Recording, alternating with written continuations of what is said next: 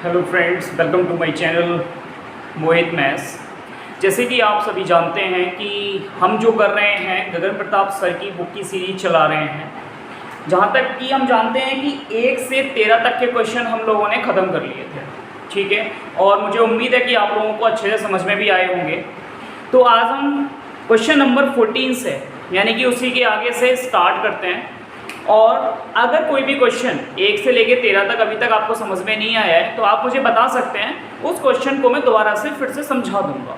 ठीक है, question number 14 से स्टार्ट करते हैं। क्वेश्चन नंबर 14 आप लोग अपनी स्क्रीन पर देखिएगा, मैं फिर भी एक बार पढ़ के बोल रहा हूँ, समझने की कोशिश करते हैं। बोल रहा है यदि किसी आयत की लंबाई 40% तक बढ़ा दी जाती है और चौड़ाई 20% तक घटा दी जाती है, तो बताइए उस आयत का क्षेत्रफल कितने प्रतिशत बढ़ जाएगा। उसने बोला है कि x% बढ़ जाता है और x की वैल्यू बताओ। इसका मतलब सीधा सीधा क्वेश्चन क्या हो गया कि अगर उसकी लंबाई को 40% तक बढ़ा दिया जाए और उसकी चौड़ाई को 20% तक घटा दिया जाए, तो बताइए उसका क्षेत्रफल कितने प्रतिशत बढ़ जाए। ठीक है, करने की कोशिश करते हैं। इस क्वेश्चन को करने के काफ़ी सारे तरीके हो सकते हैं। पहले हम थोड़ा तरीके से क्वेश्चन देख लेते हैं। अगर 40% की फ्रैक्शन वैल्यू बताइए क्या होती है। 20 दूनी 40 और 20 पंजे 100।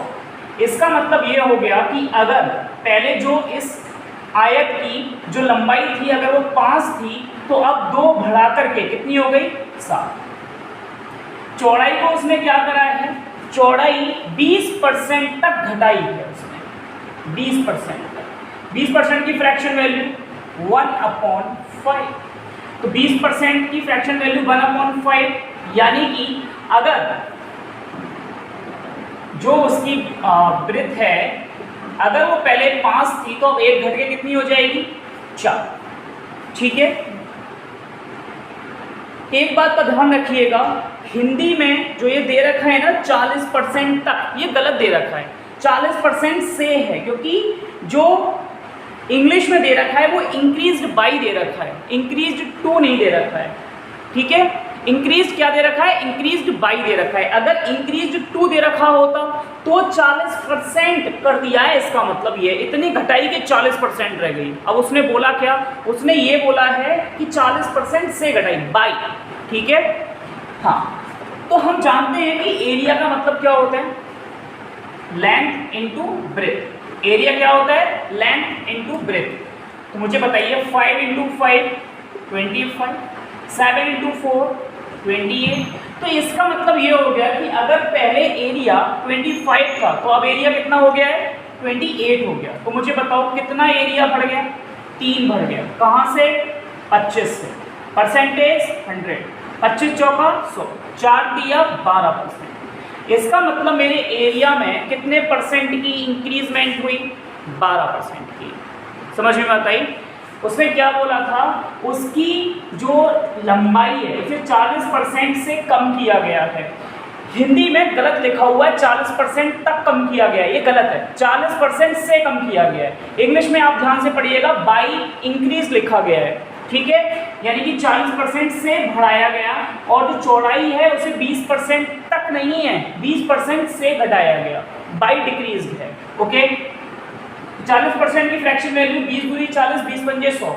इसका मतलब अगर पहले लंबाई उसकी 5 थी तो अब लंबाई उसकी 2 बढ़ के कितनी हो जाएगी, 7 हो जाएगी। 20% की फ्रैक्शन वैल्यू 1/5, यानी कि अगर उसकी चौड़ाई पहले 5 थी तो अब 1 घट के कितनी हो जाएगी 4। एरिया बराबर हम जानते हैं लेंथ इनटू ब्रेथ। 25, 7 × 4 28। इसका मतलब पहले एरिया अगर 25 था तो कितना हो गया 28, 3 बढ़ गया। कहाँ से बढ़ा, 25 से × 100 बराबर में कितना आया, 25 चौका 100, 4 दिया 12, 12% क्या हुआ बढ़ा। आप चाहते तो ये फॉर्मूला भी इसमें लगा सकते थे। अगर लंबाई बढ़ रही है चौड़ाई घट रही है, या चौड़ाई बढ़ रही है लंबाई घट रही है, अगर एक बार प्लस और एक चीज माइनस हो रही है तो आप उस कंडीशन में ये फॉर्मूला अप्लाई कर सकते हैं, r - r minus r × r / 100। फिर से मैं बोल रहा हूँ, r - r × r / 100 लगाते हैं जरा। तो 40 माइनस के 20 माइनस 40 × 20/100, 0 से 0, 0 से 0, ये हुआ 20, 20 माइनस 8 इज इक्वल टू 12%। आप इस तरीके से भी इस क्वेश्चन को सॉल्व कर सकते थे। मेरे को लगता है आपको ये वाली बात समझ में आई होगी। अगले क्वेश्चन पे चलते हैं, मैं इसे रफ कर रहा हूं। ये था हमारा क्वेश्चन नंबर 14। अब हम देखते हैं अगला क्वेश्चन, क्वेश्चन नंबर 15। आप लोग स्क्रीन पे क्वेश्चन देखिए और एक बार खुद कोशिश करिए करने की। मैं क्वेश्चन नंबर 15 आप लोगों को समझा रहा हूं। क्वेश्चन नंबर 15 क्या कह रहा है? क्वेश्चन नंबर 15 कह रहा है यदि किसी संख्या के 62% और 80% के बीच का अंतर 198 है। किसके बीच का अंतर? उस संख्या के 62% और 80% के बीच का अंतर। 62% और 80% के बीच का अंतर। मुझे बताइए आपके हिसाब से 62% और 80% के बीच का अंतर कितना है? तो आप कहेंगे सर 18% है। कितना है? 18%, जबकि वो कितना कह रहा है? 198 है। इसका मतलब ये हो गया 18% की वैल्यू क्या हो गई? 198। वो जानना क्या चाहता है? वो जानना चाहता है उस संख्या के 92% और 56% के बीच का अंतर। क्या जानना चाहता है? 92% और 56% के बीच का अंतर। तो मुझे बताइए ये कितने परसेंट का अंतर हो गया? 36% का। तो इसका मतलब 18% की वैल्यू तो उसने 198 दी है, पूछ किसकी रहा है? 36% की। तो मुझे बताइए 18% की वैल्यू 198 है और 36% की क्या होगी? आप लोग देख रहे हैं कि अगर ये डबल हो रहा है तो क्या ये भी डबल हो जाएगा क्या? हाँ या ना? तो 8 दूनी 16, 19 दूनी 38 और 1 39। तो इसकी वैल्यू क्या आ जाएगी? 396। तो ये रहा हमारा आंसर 396। समझ में आई क्या बात? क्वेश्चन ये बोल रहा था कि 62% और 80% के बीच का अंतर 198 है। मैंने कहा आप अपने हिसाब से देखो, 62% और 80% के बीच का अंतर हमारे हिसाब से तो 18 का है, यानी कि 18% का। 18% की वैल्यू हो गई 198। अब उसने पूछा क्या आपसे? उसने पूछा कि 92% और 56% के बीच का अंतर, तो हमने देखा 36% का बैठ रहा है। 18% की वैल्यू 198 है, 36% की वैल्यू क्या होगी? 396 होगी। जब ये डबल होगा तो ये भी डबल होगा। हाँ या ना? हाँ। अगले क्वेश्चन पे आइए, क्वेश्चन नंबर 16। मैं इसे रफ कर रहा हूं, आप लोग नोट कर लीजिए।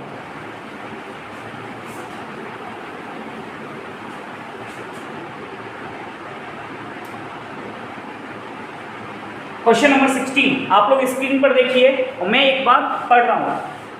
क्वेश्चन नंबर 16 बोल रहा है सोनू अपनी आय का 15% बचा लेती है। फिर से वैसे ही सवाल जैसे कि हमने पहले 2-3 बार इन क्वेश्चनों को निपटा चुके हैं और आप लोग अच्छे से समझ चुके हैं। हाँ या ना?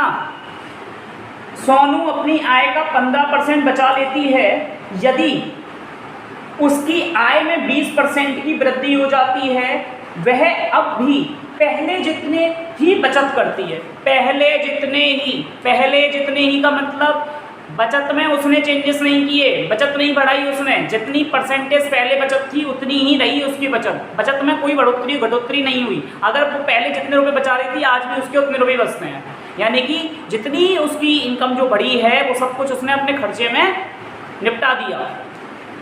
अब क्या कह रहा है वो बोल रहा है तो उसके खर्च में बताओ कितने प्रतिशत की वृद्धि हुई, ये बता दो।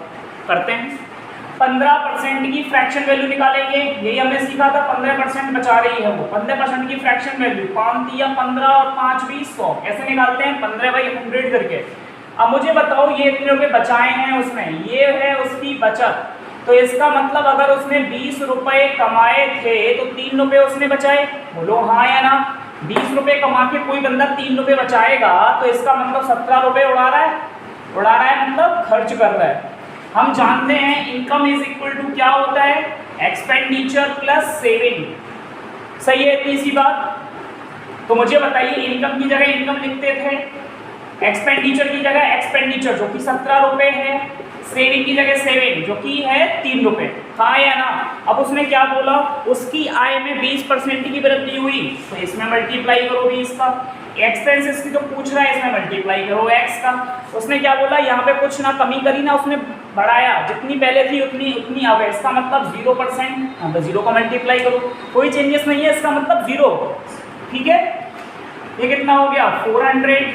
ये कितना हो गया? 17x। और ये तो हो ही गया 0, तो इसको तो कोई मतलब नहीं है। तो x is equal to 400 divided by 70, हाँ या ना। 17 दूनी 34, बचे कितने 6, 60 हो गया। 17 की 51, बचे कितने 9, 0 लगाएंगे 90, 17 पंजे 85, 5 बचे, 0 लगाओगे 17 दूनी 34, यानी कि 23.52% अप्रॉक्स उसके एक्सपेंसेस में कितनी इंक्रीजमेंट हो जाएगी, 23.52%। समझ में आई बात? आई होप आपको समझ में आई होगी। सबसे पहले हमने क्या किया, आप जानते हैं ये क्वेश्चन मैं कई बार करा चुका हूँ। 15% की फ्रैक्शन वैल्यू निकाला, उसने बोला 15% की बचत थी, तो 15% की फ्रैक्शन वैल्यू होती है 3/20। तो इसका मतलब 20 रुपये अगर वो कमाती है तो 3 रुपये उसने बचाए। जब 20 रुपये कमा करके 3 रुपये बचा रहा है तो 17 रुपये फूंक रहा है। इनकम बराबर क्या होता है, एक्सपेंसेस प्लस सेविंग। तो एक्सपेंसेस इनकम कितनी है उसकी 20, तो इनकम के नीचे 20, एक्सपेंसेस कितने हैं 17, एक्सपेंसेस के नीचे 17, बचत कितनी है उसकी 3, तो सेविंग के नीचे 3। उसने बोला इनकम उसकी 20% से बढ़ गई तो इंटू 20, एक्सपेंसेस की तो पूछ रहा है तो इंटू एक्स, सेविंग की बोल रहा है कुछ नहीं, वो कुछ नहीं बढ़ा रही कुछ नहीं घटा रही, इंटू 0। ये तो 0 ही हो गया, 3 इंटू 0 0, 17x का 17x, 20 इंटू 20 400, x बराबर ये 17 इसके नीचे आ गया, 17 से डिवाइड किया कितनी बार गया 23.52%। ऑप्शन बी इज करेक्ट, हाँ या ना। अगले क्वेश्चन पे आइए।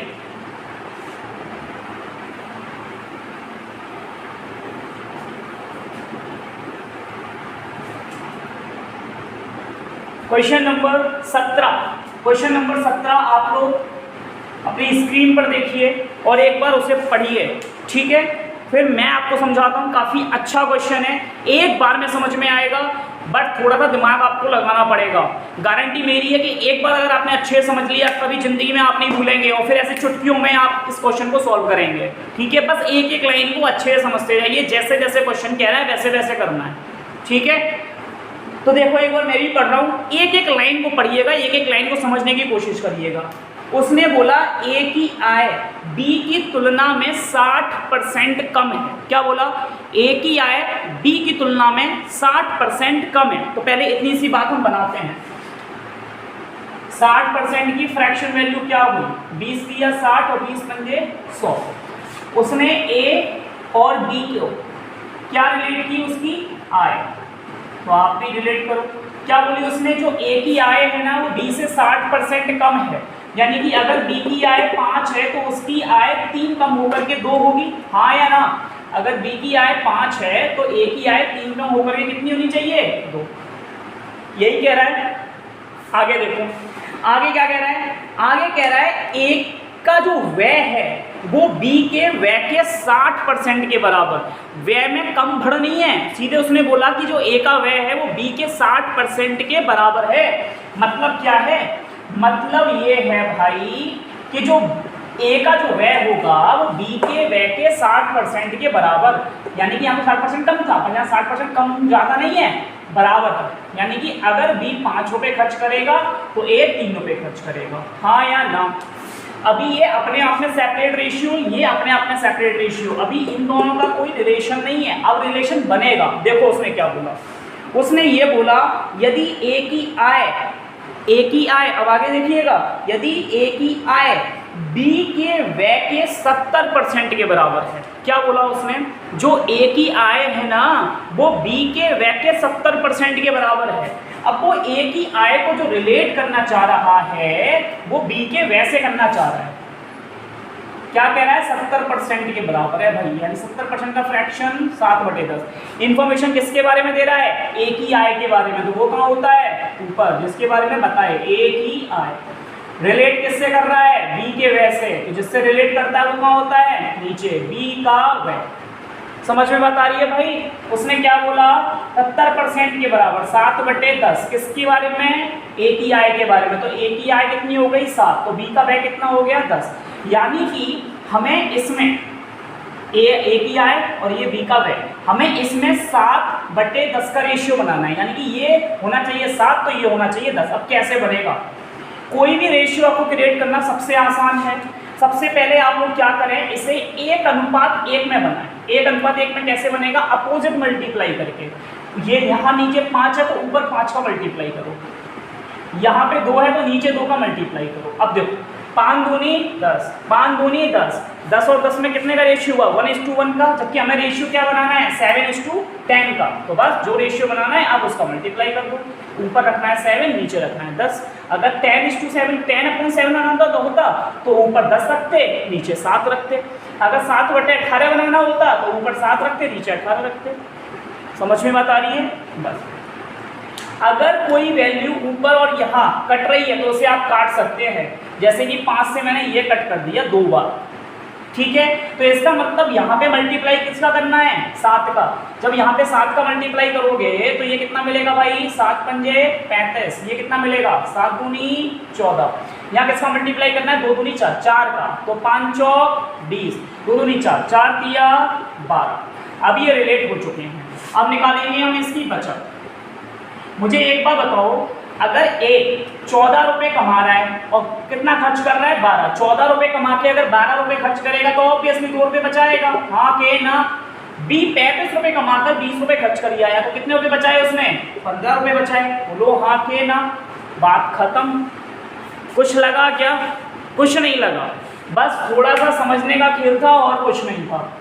आप एक बार इसे नोट करो, मैं फिर से आपको फटाफट से एक बार और समझाता हूँ और आपके लिए इसको इजी बनाता हूँ। उसने क्या बोला था, उसने पहले इन्फॉर्मेशन ये दी थी कि जो ए की आय है ना वो बी से 60% कम है। मैंने 60% की फ्रैक्शन वैल्यू निकाली जो कि आई 3/5। उसने बोला ए की आय बी से कम है, तो इसका मतलब अगर बी की आय 5 है तो ए की आय उससे 3 कम होकर के 2 होगी। यहाँ तक बात क्लियर है।